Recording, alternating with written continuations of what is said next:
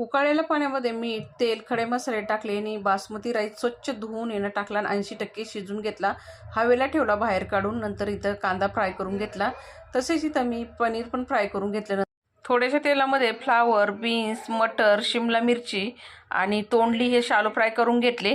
तेल गरम करून ना परत त्याच तेलामध्ये खडे मसाले, अद्रक लसूणची पेस्ट आणि कांद्याची प्युरी, कोथिंबीर आणि पुदिन्याची पेस्ट ना परतून घेऊन घरगुती मसाला, लाल काश्मीरी मिरची पावडर, धना पावडर, गरम मसाला, हळद, दही आणि बिर्याणी मसाला टाकलेला आहे. तेल सेपरेट होईपर्यंत परतून घेऊन फ्राय केलेल्या भाज्या टाकल्या आणि कांदा टाकला फ्राय केलेला. झाकण देऊन चांगली वाफ काढून घेतली.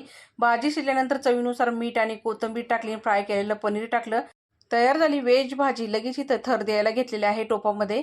तर इथं थर देऊन झाल्यानंतर ना दुधामध्ये फूड कलर मी मिक्स करून टाकलेला आहे. झाकण देऊन 35 मिनिटं दम देऊन घेतलेला आहे. तयार झाली बिर्याणी. डिटेलमध्ये व्हिडिओ पाहिजे असेल तर कमेंट करून नक्की सांगा. धन्यवाद.